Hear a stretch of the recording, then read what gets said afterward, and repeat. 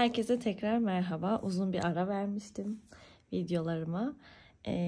Sizin isteğiniz üzerine tekrar bir boşluk buldum ve bu boşlukta sizin için salopet videosu çekeceğim. Şöyle bir daha önce not almıştım. Şapkasının videosunu çekmiştim zaten. Bugün salopete başlayacağız beraber. Şapkamız da böyle olmuştu. Gayet yumuşak, tatlı bir şapka olmuştu. Salopet için iki renge ihtiyacımız var ama tabii ki tek renk de kullanabilirsiniz. İkinci rengi sadece bu askılarda kullanacağım çünkü. Şişimiz ise 6 numara. Bir büyük bir küçük olabilir. Çok büyük farklar olacağını düşünmüyorum. Elinizde 6 numara varsa bu rakamlar sizin için uygun olacaktır. Ama işte 5 numara varsa mesela elinizde ilmek sayısını 2 tane arttırabilirsiniz mesela. Yani kendinizi uyarlayabilirsiniz. Yeni doğan boyutu çalışacağız bugün. Bu arada ipin markasını söylemeyi unuttum. İpimizin markası Nako Paris. Mavinin tonu azur rengiydi. Ama bu krem renginin adını hatırlamıyorum. Ona siz artık kendiniz karar verirsiniz. Şimdi 56 ilmek oluşturacağız.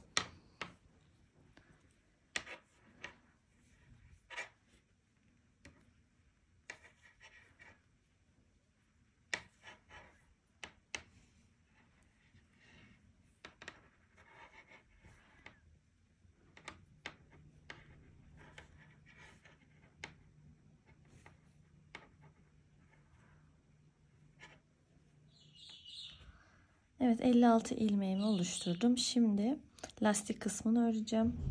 2 ters 2 düz şekilde 9 sıra kadar öreceğiz beraber.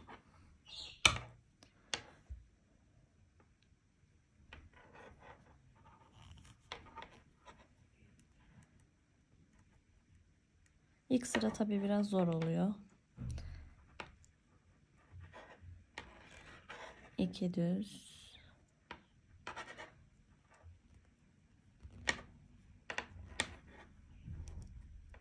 2 ters,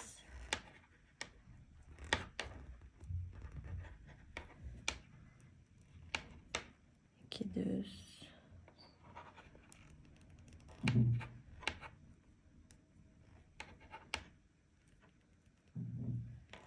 2 ters,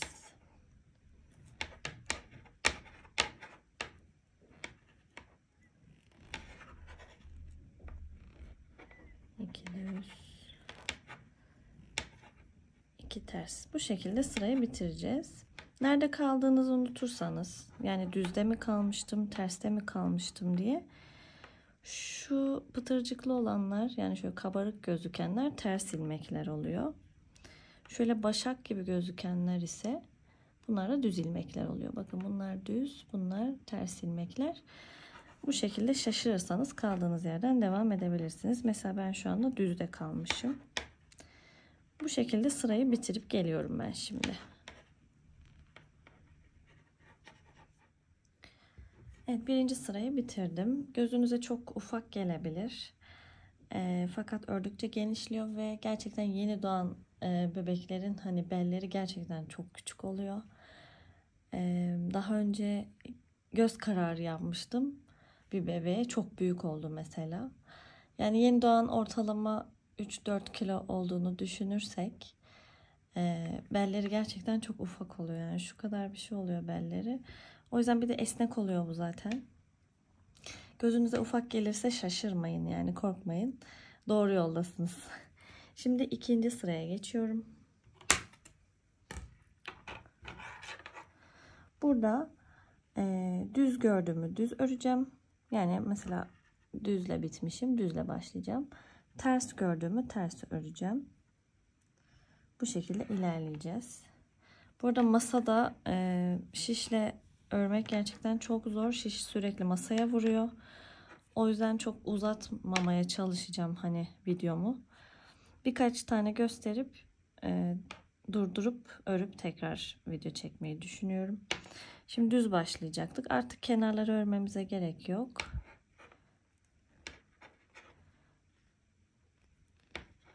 İki düz,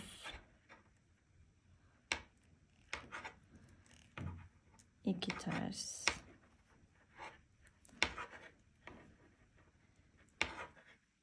2 düz,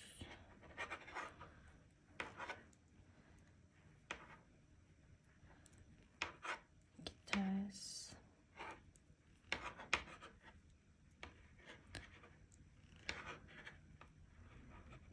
2 düz, 2 ters. Bu şekilde 9 sıra olacak şekilde örüp lastik kısmını bitireceğiz. Lastiği oluşmaya başladı. Yani ördükçe daha ortaya çıkacak lastik kısmı. Diyeceksiniz, neden hep yeni doğan çalışıyorsun? Çünkü örgü, salopet, yani günlük hayatta bebeklere giydirmekte çok tercih etmiyoruz. Yani hiçbirimiz tercih etmiyoruz. Genelde bu örgüler ya böyle yeni doğan fotoğraf çekiminde ya da işte aylık konseptlerde falan tercih ediliyor. Çünkü hani bebeği rahatsız edebilir uzun kullanımda. O sebeple genelde de siparişlerimi ben hep böyle yeni doğan üzerinden alıyorum. Çünkü hep ya fotoğrafçılar sipariş veriyor ya da işte yeni anne adayları sipariş veriyor. Genelde günlük hayatta hani çok örgü kullanmıyoruz. Kullansak da genelde yelek, hırka tarzında ya da şapka berede kullanıyoruz. O yüzden yeni doğan yapmak her zaman daha avantajlı oluyor. Hani bu tarz kıyafetleri. Ben yine sırayı bitirip geleceğim. Evet, şimdi ben lastik kısmımı ördüm. Bakın 2 düz 2 ters çok güzel gözüküyor şimdi. Bu arada tek parça ördüğümüzü söyleyeyim. Hani videonun başında söylemeyi yine unuttum. Bu tek parça, yani bunu ikiye katlayıp arkadan dikeceğiz ve tek parça bir pantolon elde etmiş olacağız. Daha doğrusu salopet, yani yüksek belli askılı tulum gibi bir şey yapıyoruz. Yani bir tane daha örmeyeceğiz aynısını. Tek parça ilerleyip bitireceğiz. Az önce size 9 sıra öreceğimi söylemişim ama orada hata yaptım. 9. sırada bitiriyoruz. Yani 8 sıra örüp şu an 9. sıradayım. Lastiğimizi bitiriyoruz. Şimdi artık düz örmeye devam edeceğiz. Yani ön taraf, salopetin ön tarafı, bize bakan tarafı düz örgü olacak. Arka tarafı ise ters örgü olacak.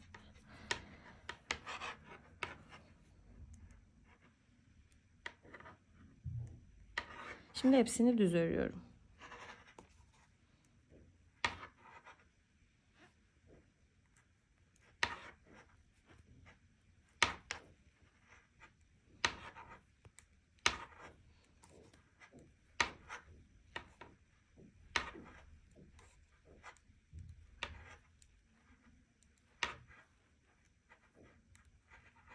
Bu şekilde sıra sonuna kadar düz örgümü tamamlayacağım. Evet, düz sıramızın sonuna geliyoruz.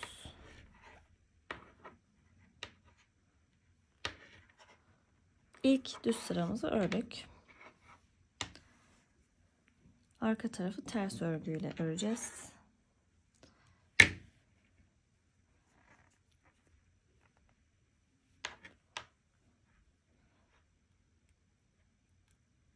Kenarları boşalıyoruz artık. Örmeye gerek yok.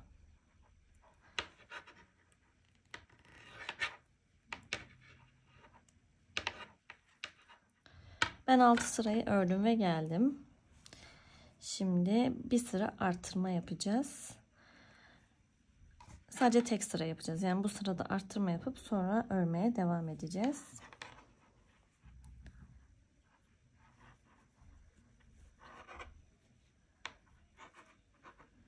En başta da arttırma yapabiliriz. Ya da sonda da yapabiliriz. Sonda yapalım. 4 tane örüyoruz. Birincisini boşaldım. 2 3 4 tane ördük. Şimdi bir tane arttırma yapıyoruz. Nasıl yapıyoruz? Sağdaki şişimize şuradan bir tane halka geçirip sıkıyoruz. 4 tane daha örüyoruz. 1 2 3 4 tane ördüm. Yine bir tane halka geçirip sıkıyoruz.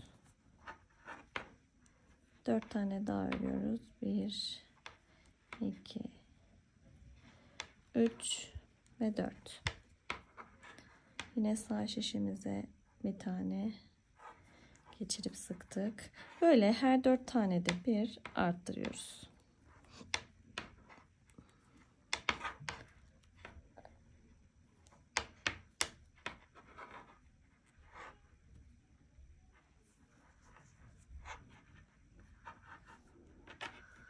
Son 4 ilmek kaldı. Onları da örüyorum. 1, 2, 3, 4 tane ördüm. Bir tane de sonda arttırdım. Tam 70 tane ilmeğimiz oldu şimdi. 56 ile başlamıştık. Bir sıra arttırma yaptık. 70 ilmek oldu. Şimdi çeviriyorum. Tersteyim. Ondan önce bir sayalım kaç sıra ördük. 6 tane arttırmadan örmüştük. Bir tane arttırma sırasıyla 7 kere örmüş olduk. Şimdi 8. sıradayım. Ters öreceğim. Şimdi en sonda bir arttırma yapmıştık. O yüzden onu da örmek istiyorum. Çünkü boş alırsam olmaz. Normalde kenar ilmeklerini boş alıyoruz ama burada bir arttırma yaptığımız için bunu öreceğiz. Ve ters örmeye devam edeceğiz. Herhangi bir arttırma, eksiltme hiçbir şey yapmadan yine dümdüz örüyoruz. 8. sıradayız.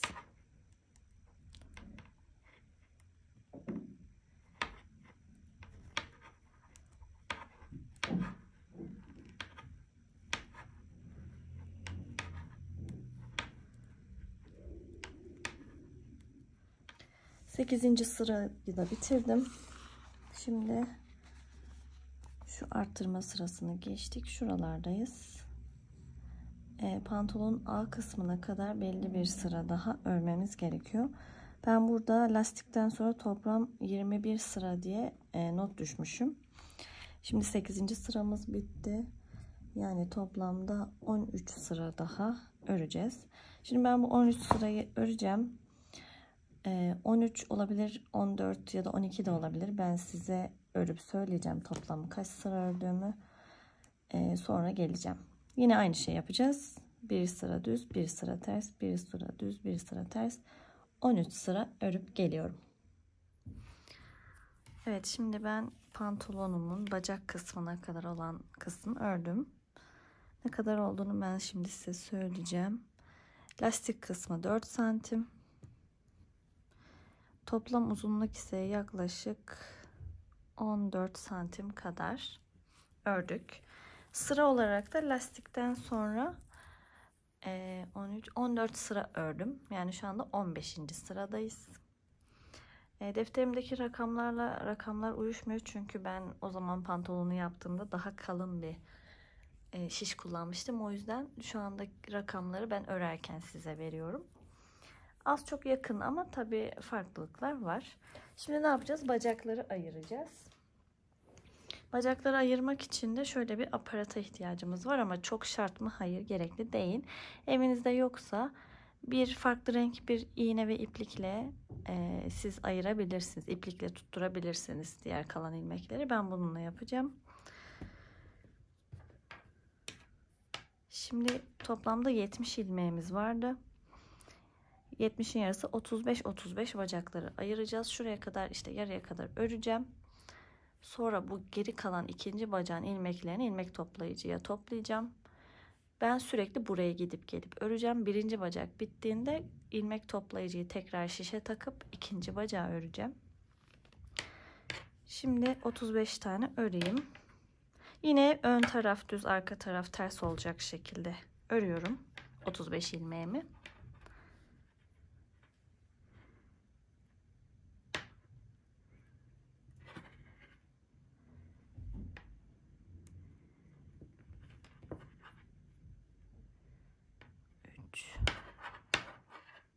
Dört,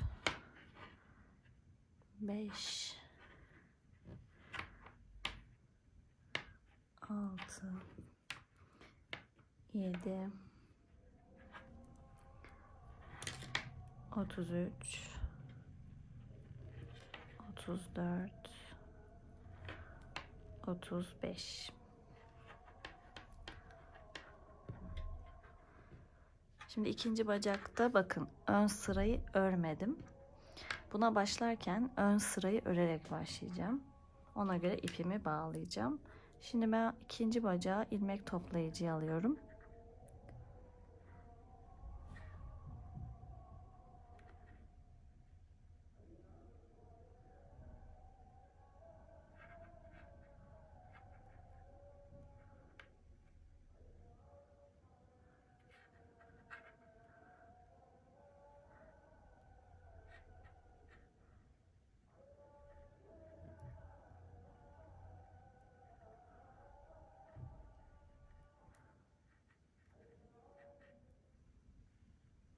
Bütün ilmeklerimi topladım. Kapatıyorum ağzını.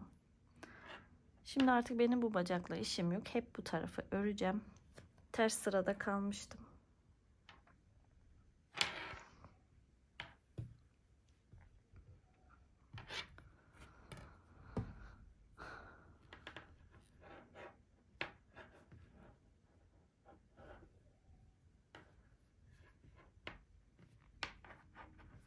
Kenar ilmeklerini örmemize gerek yok. Bu şekilde ters düz devam ediyoruz. Arka taraf ters, ön taraf düz. Ne kadar ördüğümü ördükten sonra size söyleyeceğim santimetre olarak.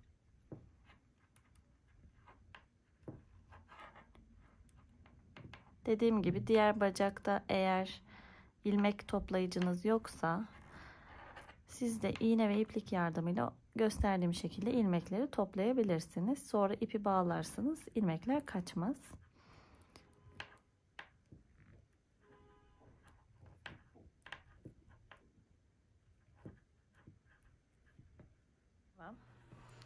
Şimdi şuraya kadar pantolonun ayrım kısmına kadar ölçmüştük.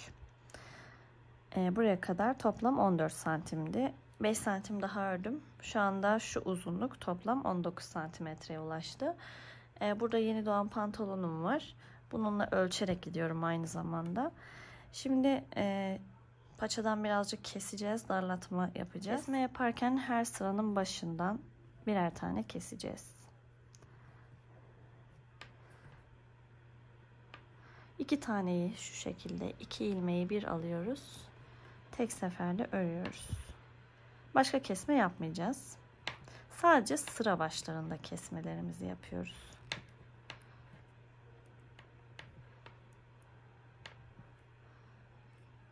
Ters bir şekilde örüp sırayı bitirelim. Şimdi sıranın sonuna kadar ördüm, çeviriyorum. Yine sıra başında kesme yapacağız. Nasıl yapıyorduk? 2 taneyi alıyoruz şişimize. Alamadım. 2 taneyi alıyoruz. Bir seferde örüyoruz. Böylece eksiltmeye gitmiş oluyoruz. Bu ikinci kesişimiz. Yine sıra sonuna kadar örüyoruz.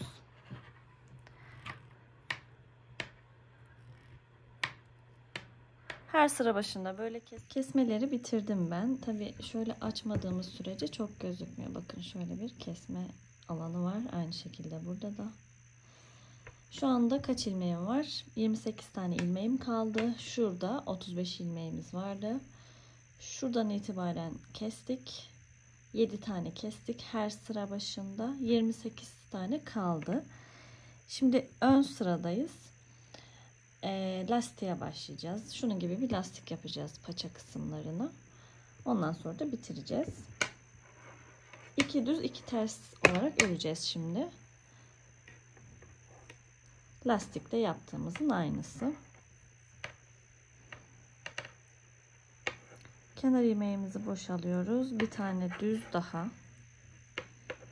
2 tane ters yapalım. Yapamadım. Bu bir.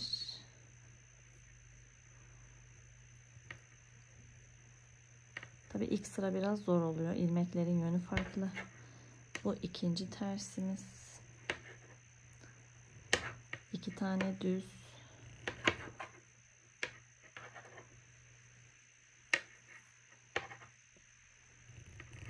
İki tane ters. 1 2 2 tane düz.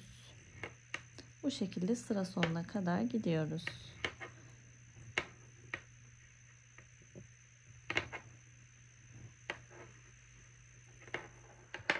Evet, ikinci sıradayım lastikte. Arka tarafa geçtim. Şimdi burada dikkat etmemiz gereken düzü düz, tersi ters öreceğiz. Şöyle göstereyim. Şu ikisi düz ilmek, şu ikisinde bakın kabarcıklar var şöyle.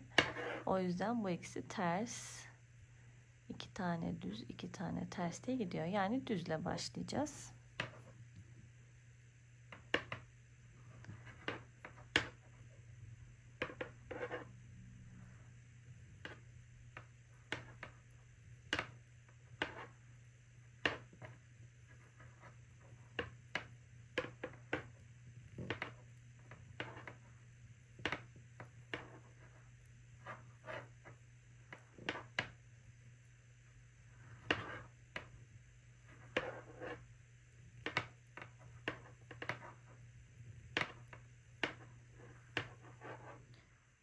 Dört santim kadar bir lastik ördüm. Gördüğünüz gibi paçalarda. Şimdi bitireceğim bunu.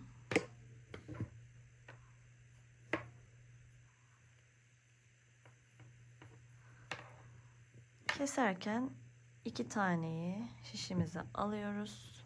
Bir arada tek seferde örüyoruz. Elimizde kalan ilmeği karşı tarafa geçiriyoruz tekrar. Tekrar 2 tane ilmeği yapacağım inşallah. 2 tane ilmeği tekrar kesiyoruz. Şişim çok kaygan. O yüzden biraz zorlanıyorum. Sonra tekrar ilmeği karşı tarafa geçiriyoruz. Tekrar 2 tane örüp kesiyoruz. Bu şekilde ilerleyeceğiz. Bakın burayı kestik bile. Bu şekilde ilerleyip sonuna kadar aynı şekilde devam edelim.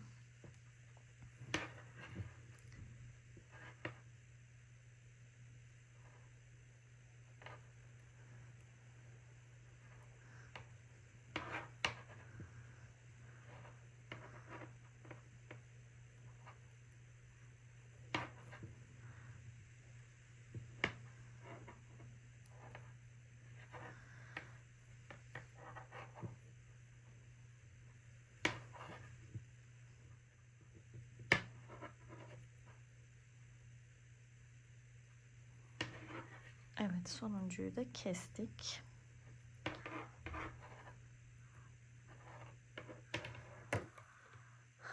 Şimdi şu son ilmeği birazcık bollaştırıyoruz. Ah, pardon. Sonra makasla kesip kestiğimiz ipi bu ilmeğin içinden geçiriyoruz. Ve burayı iyice sıkıyoruz. Sağlam olsun diye bir düğüm daha atabiliriz.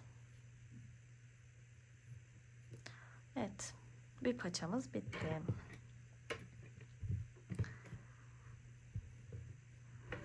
Buraya geçeceğiz şimdi. Ondan önce bir ölçü vermek istiyorum komple. Şöyle bir bakalım kaç santimetre olmuş. Toplamda 26 santim diyebiliriz. Zaten bebek ne kadar doğuyor? Ortalama 50 santim falan doğuyor. Yeni doğan bebekler. İyi bir rakam. 27. 26-27. Şimdi geldik diğer bacağın yapılışına. Nasıl ayırmıştık biz bu bacağı? Şöyle örerek gelmiştik ortadan, sonra geriye dönmüştük burayı toplayıp. Yani bunun ön sırası, düz olan sırası örülmedi. Şimdi öreceğiz. Şimdi ön sıradan başlayacağımız için örmeye. Yani şöyle başlayacağız. Şurada kalmıştık ya. Şuraya kadar örülmüştü. Bu şekilde öreceğiz. O yüzden ipimizi şu arkaya gizleyip tutturup buradan örmeye başlayacağız şu şekilde. Sonra ters sıra, düz sıra şeklinde devam edeceğiz. Buradan öreceğim için şişi şu şekilde takmam gerekiyor şişi. Şimdi onu yapacağım.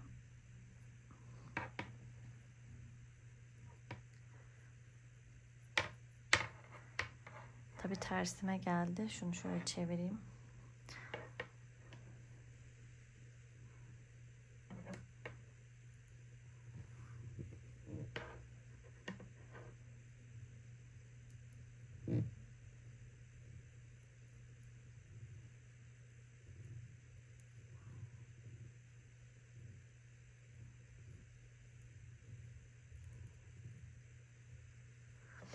Evet. Ödünç verdiğim ilmekleri geri alıyorum şimdi.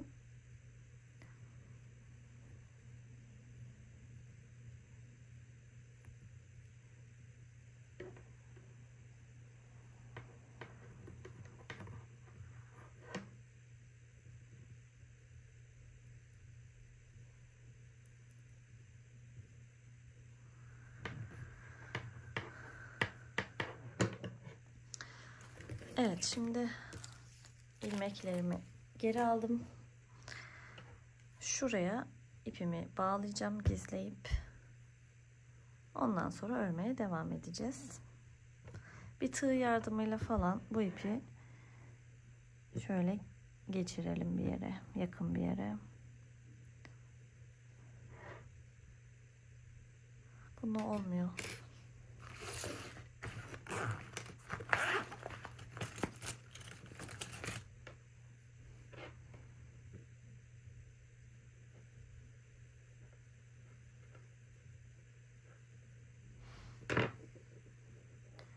İpi sıkı sıkı bağlayalım.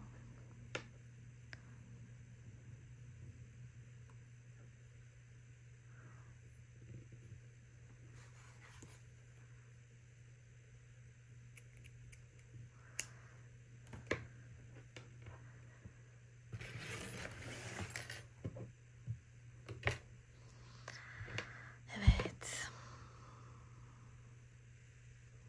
Şimdi ipimiz burada. Kullanacağımız ip.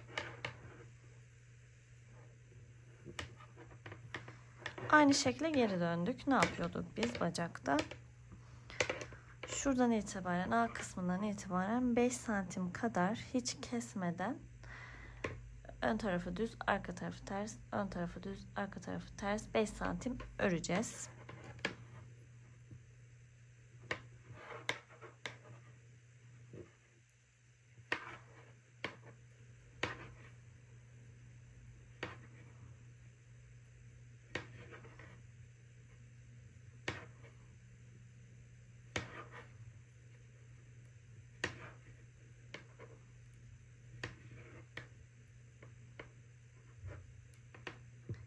Şimdi aynı şeyi tekrar anlatıp hani videoyu uzatmak istemiyorum.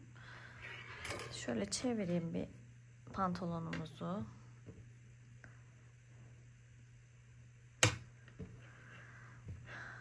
Şimdi 5 santim kadar öreceğiz. Şuraya kadar geleceğiz. Aynı şekilde 5 santim ördükten sonra 7 ilmek keseceğiz sağdan soldan sıra başlarından. Elimizde 28 ilmek kaldığında sonra 2 düz 2 ters lastik öreceğiz ve bitireceğiz. Buraya kadar örüp geleceğim ben. Ondan sonra dikiş ve askıları anlatacağım. Şimdi pantolonumuzu dikeceğiz. Pantolonumuz bitti. Şöyle ters çeviriyoruz.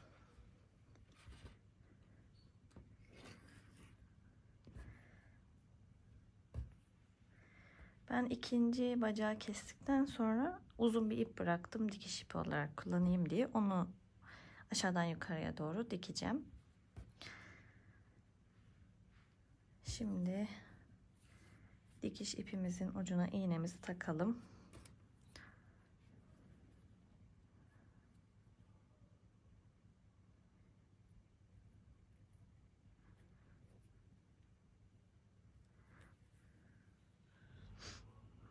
dikerken şöyle yapacağız.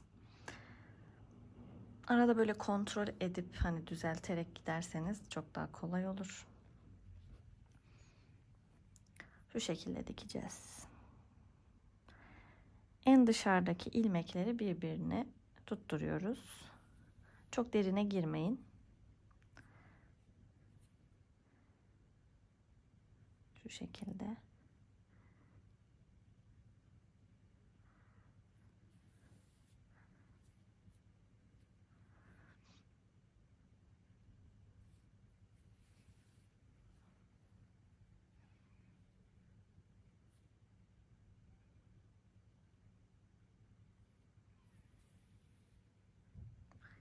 Ara ara böyle elimizle düzeltelim ki aynı yerler karşılıklı denk gelsin. Kayma olmasın.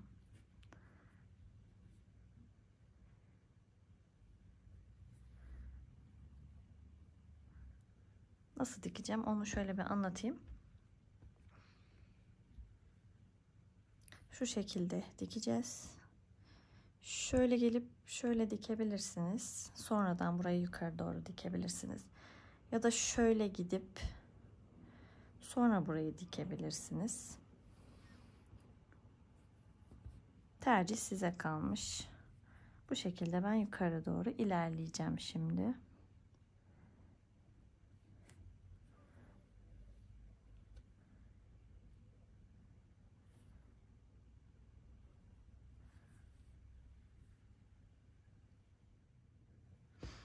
Şu A kısmına geldik. Burayı göstermek istiyorum. Şu şekilde hem şurayı karşılıklı dikeceğiz hem de şöyle döneceğim. Yani üçünü birbirine tutturmamız lazım şöyle.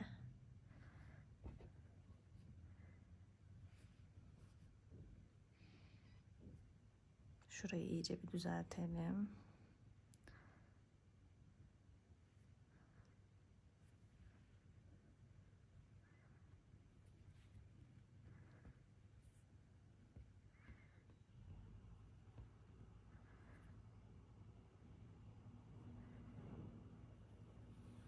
İlk olarak karşılıklı diktim.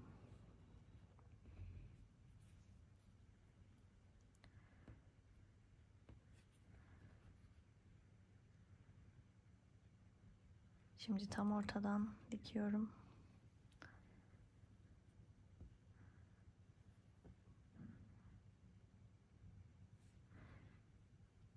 Şimdi diğer bacağa geçeceğim. Ama ondan önce bir kontrol etmek istiyorum nasıl durduğunu. Sorun yok.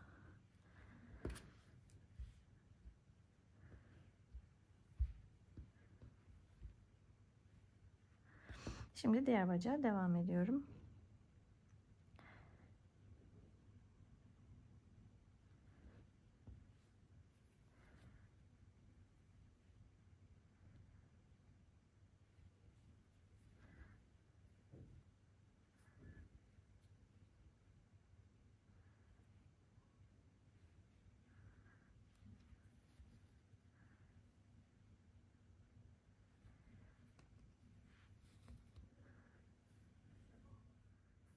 Dikiş işlemlerini bitirdim. Şimdi çevireyim.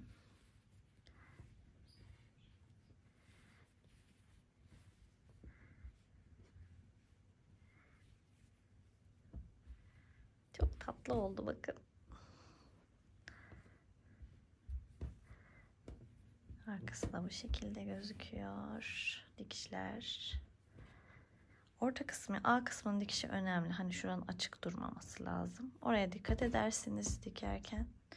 Boyut olarak da bakın yeni doğan 0 ay. Yeni doğan pantolonu bu.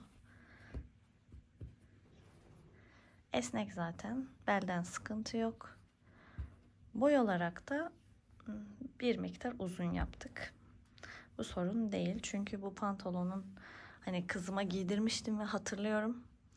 Bilekten biraz kısaydı fakat boldu. Yani bu pantolon, şu küçücük pantolon bile belden falan kocaman oluyordu. Bezli giydirmeme rağmen ki Yeni doğan fotoğrafçıları genelde bezli fotoğraf çekmiyorlar. Bezi çıkartarak kıyafeti giydirip öyle fotoğraf çekiliyor. O yüzden hani boyutlarının gayet uygun olduğunu düşünüyorum. Şimdi askıya geçiyoruz. Ben bir askıyı bitirdim. Size şöyle göstereyim. Şu şekilde diktim bir ucunu. Çapraz yapacağım için şu şekilde. Bu arada ilmek açmadım. Şöyle düzelteyim. İlmek açmadım. Çünkü zaten esnek bir yapısı oluyor. Düğmelerimi diktim.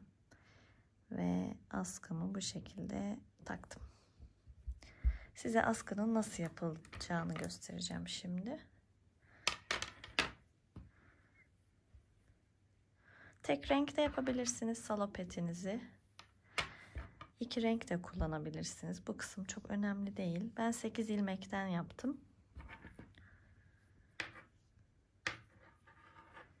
Şu şekilde 8 tane ilmek atalım. 1 2 3 4 5 6 7 ve 8. Farklı bir yöntem göstereceğim. Şimdi normalde böyle atkı falan ördüyseniz fark etmişsinizdir.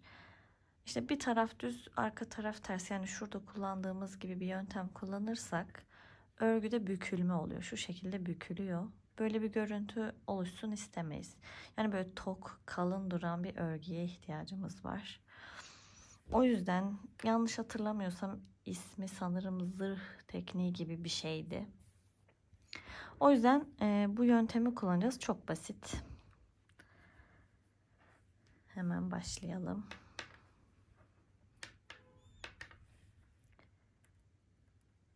Bir tane düz örüyoruz. İkinciyi ters örecekmiş gibi yapıp, yani şöyle şişimizi ters örecekmişiz gibi takıyoruz ama boş çıkartıyoruz. Yine düz örüyoruz. Üçüncüyü. Dördüncü de ters örecekmiş gibi yapıp boş çıkartıyoruz. Yine düz.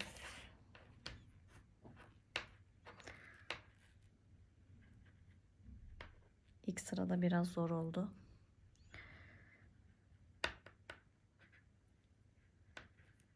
Ters örecekmiş gibi yapıp çıkarttım.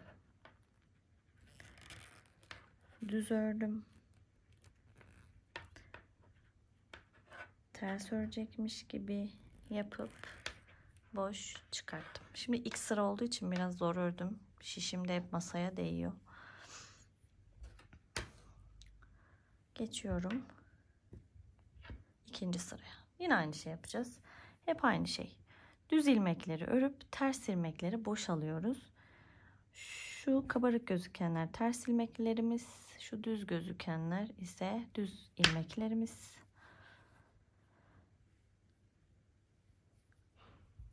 Aynı şeyi yapalım tekrar.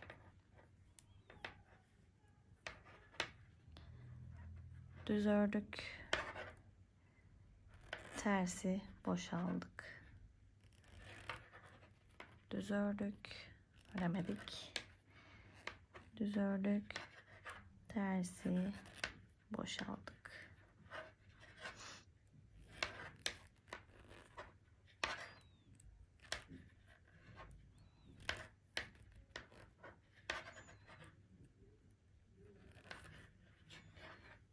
İkinci sırada bitti. Oluşmaya başladı. İlerledikçe daha güzel gözükecektir. Tekrar öreyim.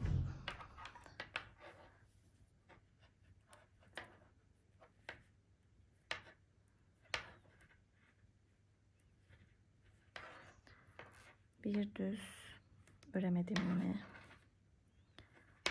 Düz, Tersi boşaldık. Düz ördük. Tersi boşaldık. Düz ördük. Ters boş. Düz ve ters.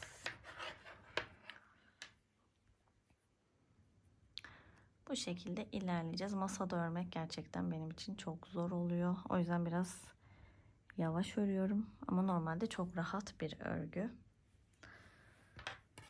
Askıyı bitirip son halini göstereceğim size. Evet, salopetimiz bitti. Bakın ne kadar tatlı oldu.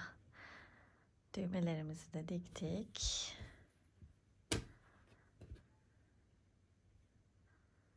Şu şekilde.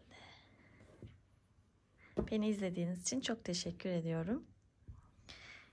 Yaptığınız ürünleri benimle Instagram'dan paylaşırsanız çok sevinirim. Ve bu video ile ilgili hislerinizi yorum olarak paylaşırsanız ya da herhangi bir sorunuz varsa yorum olarak paylaşırsanız, kanalıma abone olursanız çok sevinirim. Keyifli seyirler. Hoşça kalın.